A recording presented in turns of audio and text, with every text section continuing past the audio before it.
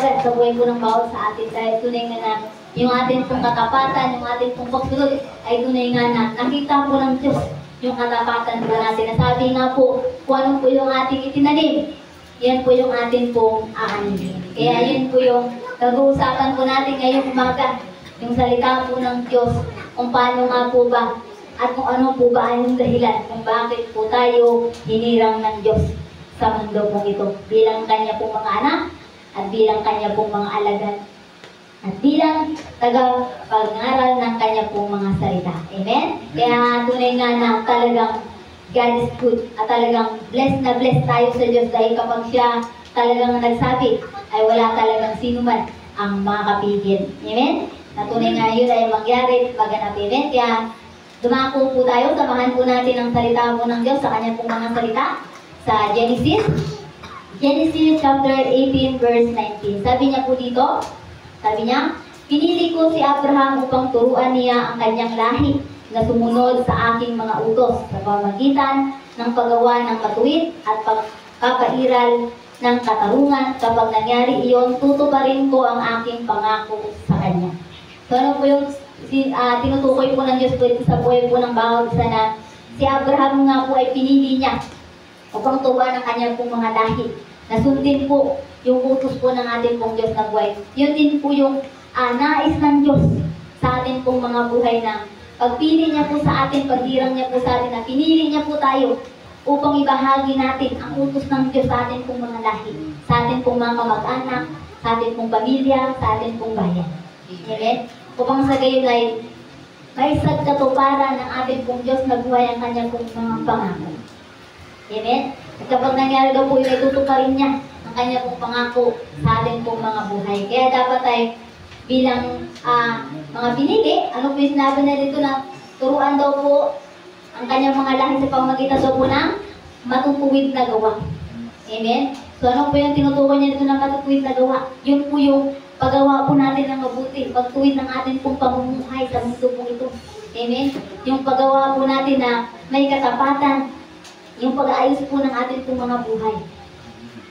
Amen? Natunay nga po na sa bawat segundo, bawat minuto, bawat oras ng ating pong buhay ay piliin po natin maging banal.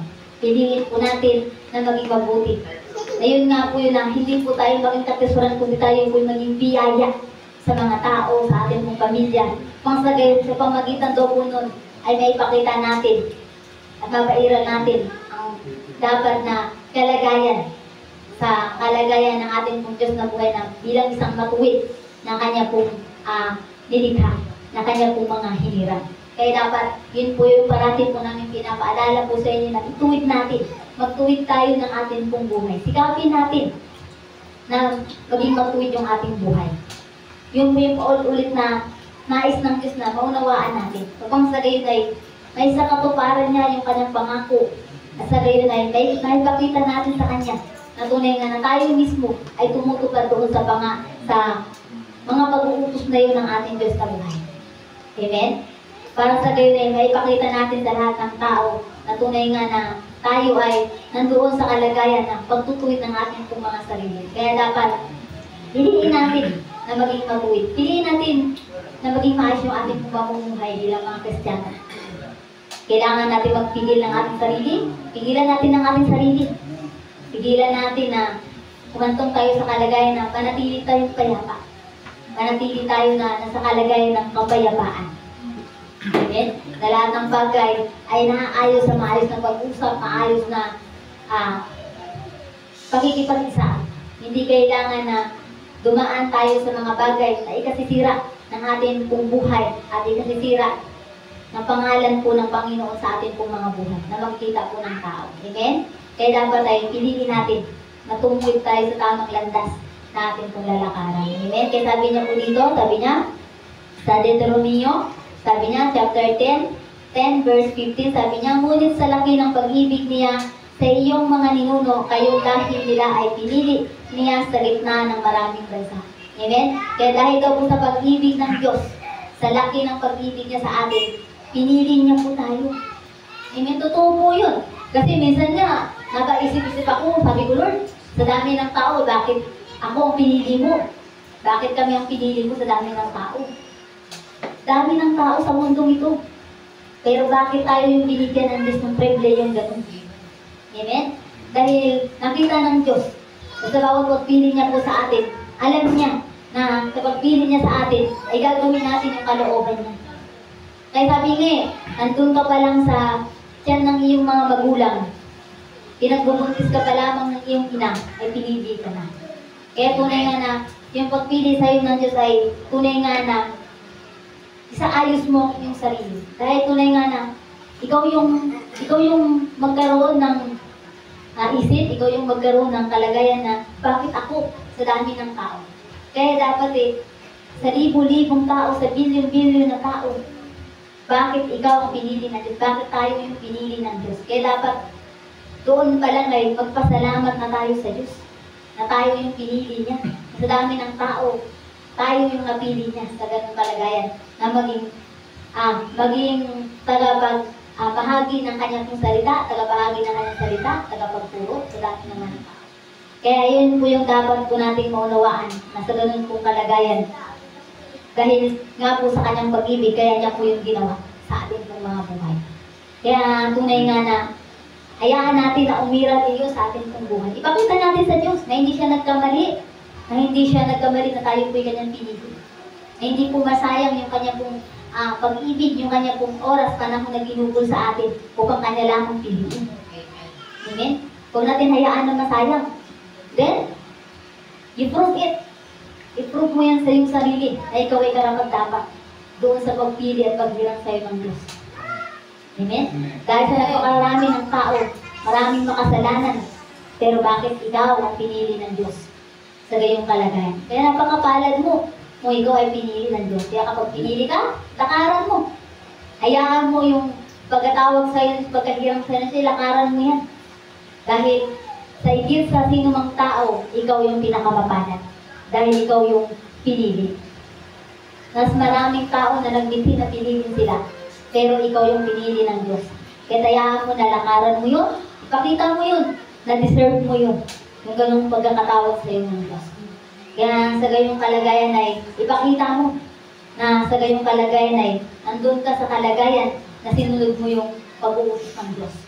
Amen? Kaya nga, ugalingin po natin na ay ilagay natin sa permanente yung ating buhay na may kaayusan bilang mga hinirang ng Diyos, bilang kanyang mga anak. Bigyan natin siya ng kagalakan, bigyan natin siya ng karangalan sa ating mga buhay. Huwag natin siya bigyan ng kahihiyan.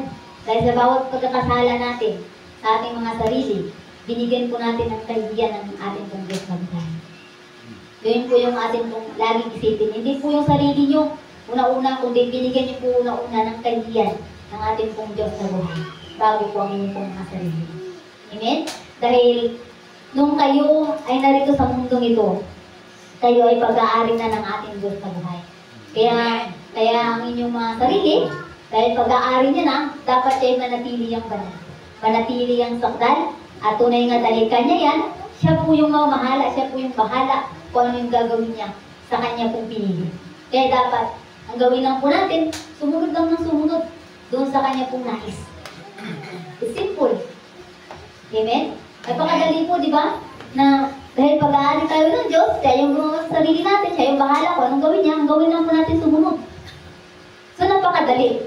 Ang nangyari lang po kasi ay mahirap sumunod.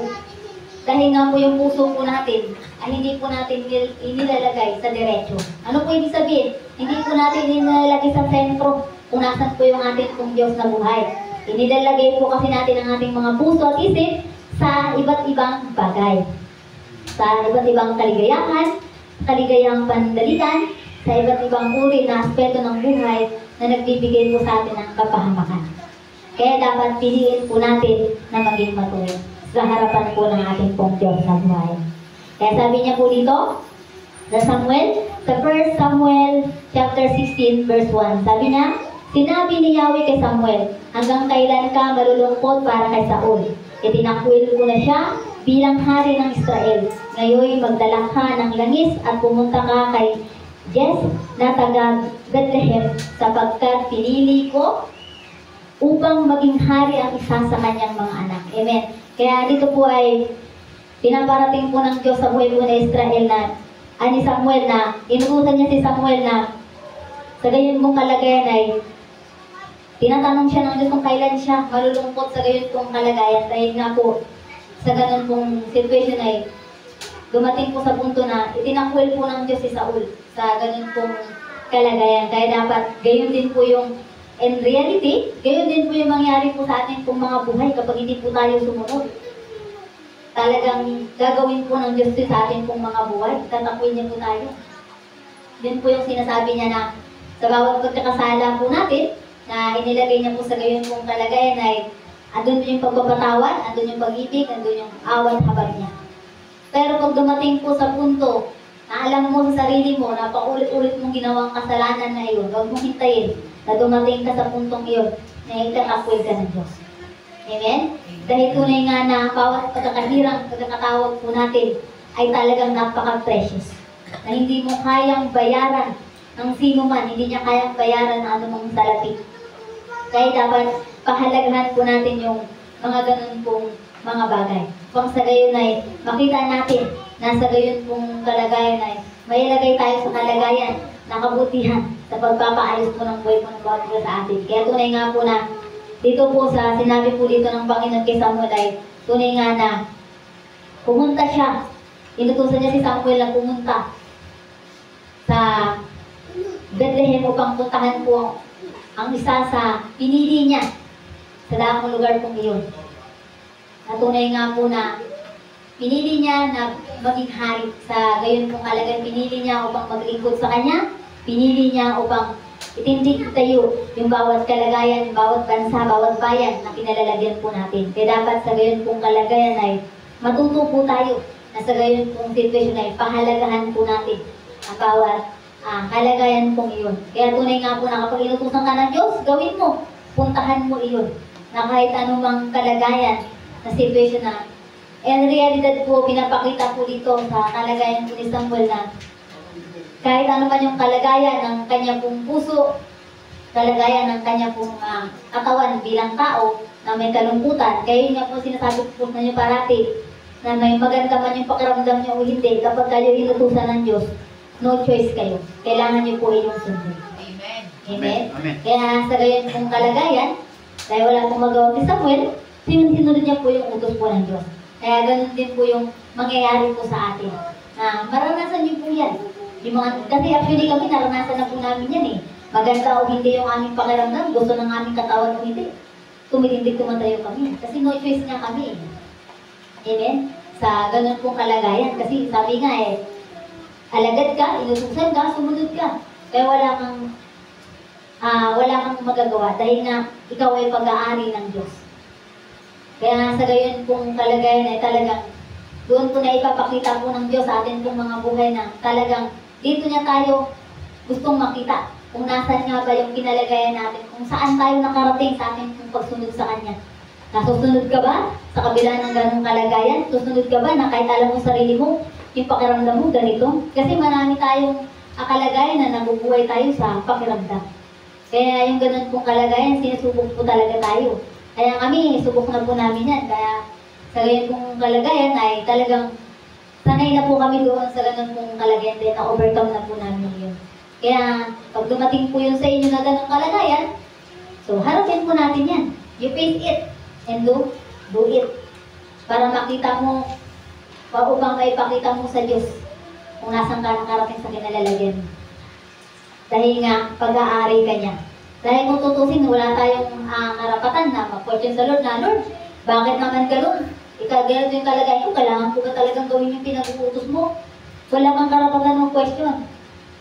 But why? Kasi nga po, yung ginawa ng Diyos sa buhay mo, at sa ginawa mo ngayon, kulang pa. Amen. Ano po ba yung ginawa ng Diyos? Para sa ganito pong kalagayan na wala akong katumbas kastora.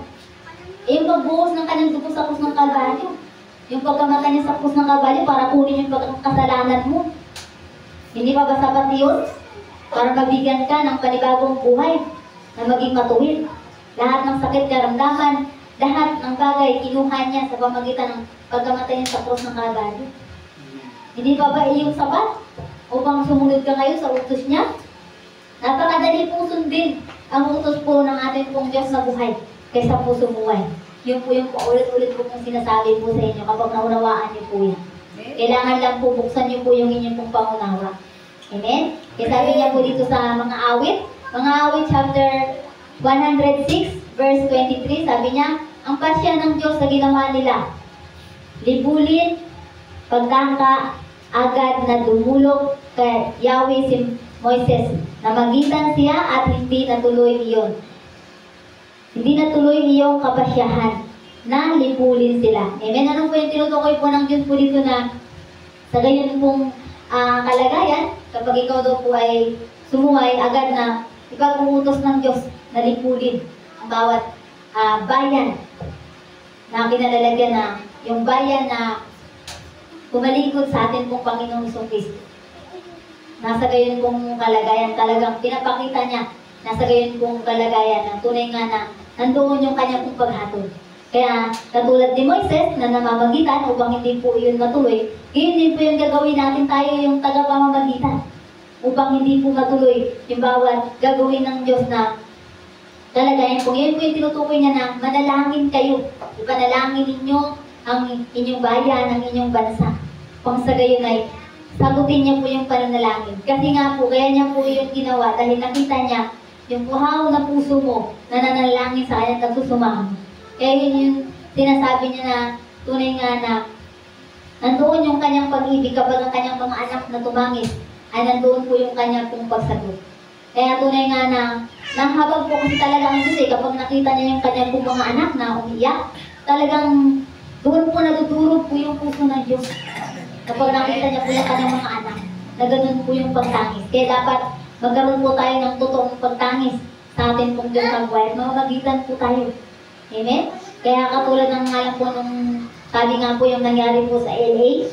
O diba? Dahil nga po sa pagkakasala sa ginawa nila sa Panginoong Hesus. Tingnan niyo po yung ginawa ng Diyos sa kanila. Amen? Tinupok po. Amen? At tunay nga po na sa ganyan pong kalagayan, pinakita niya po na sa ganun pong sitwasyon na may namamagitan. Bakit po? Dahil meron pong isang po doong tahanan na hindi po nasunog. Amen? Na hindi po nasama po dun sa gayon pong kalagayan. Siguro po, alaga din po siya ng Diyos, na ganito din po siguro siya sa Diyos, kaya siya yung namamagitan na ginamit po ng Diyos sa dakong lugar pong iyon. Kaya tunay nga na napakapalad ng bayan, unang bansa, kapag meron pong namamagitan. Kaya tayo po ay magsilbi na namamagitan sa lahat po ng tao upang sa gayon po ay makita po ng ating pong Diyos na buhay na sa lugar pong iyan ay meron po siyang anak na hinirang diyan na sumunod po sa Kanya. Amen? Kaya sa gayon pong kalagayan ay buksan po natin ang ating pong pangunawa sa gayon pong kalagayan upang sa gayon po ay mabago po natin ang bawat kalagayan ng kapaligiran po natin. Nakadepende po kasi sa atin upang mabago po yun. Paano po nangyari, Pastora? Manalangin ka. Sabi ko nga sa'yo, kapag may bago dyan, manalangin ka ng mabago yung kalagayan ng bagyo. Talaga po mabago po yan. Yun po yung ibig ko sabihin. Yun po yung ibig sabihin po ng ating pong Diyos na buhay. Na ikaw po yung gagamitin ng Diyos upang magbago yung kalagayan po ng paligid mo. Sa pamamagitan po ng pananalangin mo, sa pamamagitan po ng pamamagitan mo bilang kanya pong anak. Dahil tunay nga na mas kinahabagan na Diyos sa kanya pong mga anak. Kaya tunay nga na piliin po natin na parati po tayong mamamagitan sa ating pong mga mahal sa buhay, sa ating pong kapwa. Amen? Kaya sabi niya po dito sa Isaiah chapter 41 verse 8 and 9, sabi niya, Ngunit ikaw, Israel, na aking lingkod dahil ikaw, Israel, na aking lingkod, lahi ni Abraham, na aking kaibigan, ikaw ay bayang aking hinirang, ikaw ay kinuha ko sa mga dulo ng daigdig, sa pinakamalalayong sulok nito. Sinabi ko sa iyo noon, ikaw ay aking lingkod. Amen? So, ano ba yung tinutukoy po ng Diyos po dito na yung bayan daw po na ng Israel, na lahi daw po ni Abraham, na kanya daw pong kaibigan, na bayan, na kanya pong hinirang. Ibig sabihin po sa bawat daigdig, sa bawat malalayo pong sulok ng daigdig, na kinalalagyan po ng mga lahi po ni Abraham. Tunay nga po na kanya pong pinili. Amen? Kaya tunay nga po na napakapalad po natin dahil isa po tayo sa mga lahi pong isa po tayo sa mga bunga pong iyon. Amen? Dahil sa ganun pong kalagayan, dahil isa po tayo sa mga lahi pong iyon na pinili na maging lingkod, so ano po yung gagawin po natin? Harapin po natin iyon. Gampanan po natin iyon. Nang meron pong katapatan yung ating pong mga puso, na meron pong totoong pagsunod yung ating pong puso. Magpasakop po tayo sa ating pong Diyos na buhay. Huwag po natin hayaan na magpasakop tayo sa ating pong mga sarili, no? Magpasakop ka sa ating Diyos na buhay, huwag sa iyong sarili. Dahil kapag nagpasakop ka sa iyong sarili, ay tunay nga nagagapusin ka ni Satanas. Dahil ang iyong sarili mong kakayahan, ay sarili mo lamang iyan.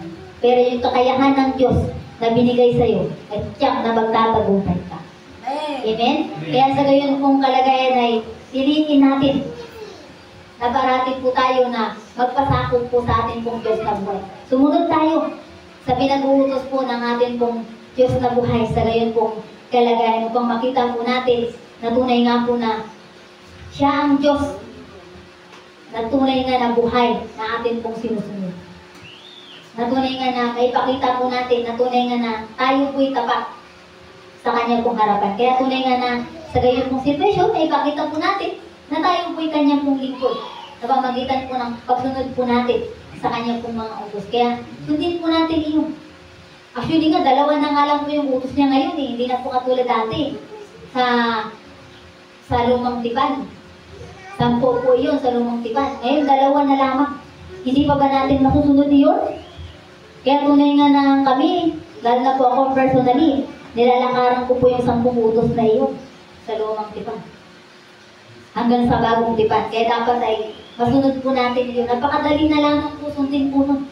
Kung bubuksan lang po natin yung ating pong paunawa, kung bubuksan lang po natin yung ating pong puso, na meron po tayong katapatan na pagsunod. Kaya amen? Kaya dito po tayo sa John chapter 15, verse 16.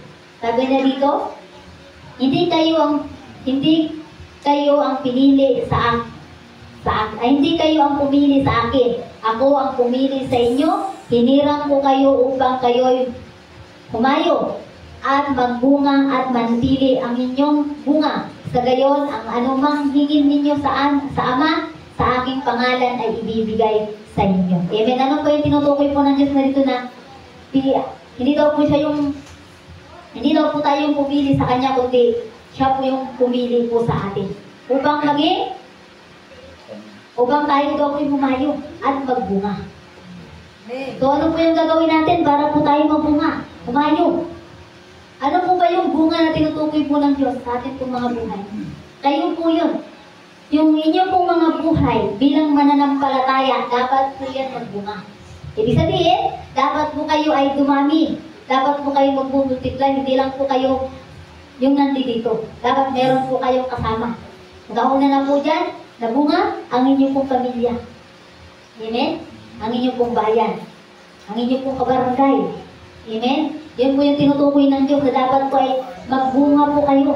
Dahil yung bunga pong iyan, kailangan panatilihin niyo po yan hanggang sa kanya pong pagbabalik. Dahil yung bunga pong iyan ay kanya pong sisingilin sa kanya pong pagbabalik. Amen? Sisingilin niya po yan sa atin. Kaya, paano po kung pagdating ng Lord, nag-iisa ka pa rin? Amen? Mabuti kung nag-iisa ka, kung mayroon kang ginawa. Para kahit yung mga bunga na yun na hinahanap ng Diyos, na nawala, ayaw sumunod, ay meron ka ng ginawa, pinangaralan mo na, itinuwid mo na, dinala mo na, pero lumayas, wala ka ng problema doon. Pero hanggang ganyan, hindi ka nagbubunga, wala kang ginawa, pananagutan mo yan sa Diyos. Unang-unang mong pananagutan ng iyong pamilya. Dahil sila yung unang bunga na dapat mong kadala sa church. Amen? Kaya tunay nga po na ako, sinasabi ko po sa inyo personally, mapanood man ng aking pamilya ito. Hindi po ako nagkulang. Dahil saksi ang Diyos, saksi po si Pastor Sidney, saksi po yung aking nanay. Dinala ko po yung aking pamilya sa church. Lahat po sila nadala ko na. Ngunit sila po ito maligo. So wala na po akong pananagutan. Amen? Dahil sa ganitong kalagayan, naghanap po tayo ng iba pong bunga na nais po ng Diyos na ating pong dalhin sa Diyos. Sino po yun? Yung mga taong nakapaligid po sa atin. Amen? Kaya dapat sa bawat mga tao na nakasalamuhan nyo, sa bawat pamilya nyo, paabutan nyo na habang maaga pa. Hindi pa po huli ang lahat, ipaabot nyo na po sa kanila yung maganda pong balita. Kapag sa gayon, dumating man yung judgment, dumating man yung paghukom ng Diyos, hindi nila kayo sisisihin. Hindi nila kayo sisisihin na, ikaw naman anak, ikaw naman kapatid, ikaw naman nanay, tatay, bakit hindi mo naman sinabi? Nadarating palang araw, magpahama-hama kami, hindi mo kami tinuwid. Amen? Para hindi tayo sisihin ng ating mga anak, hindi tayo sisihin ng ating mga magulang, ng ating mga kaibigan, so gawin na natin ngayon talaga. Amen? Hayaan natin na ipaabot natin sa kanila yung mabuting balita.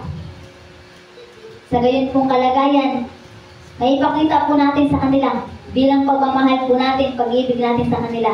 Maipapakita po natin na sa gayon pong kalagayan dahil mahal natin sila, kaya natin sila pinapaabutan. Amen?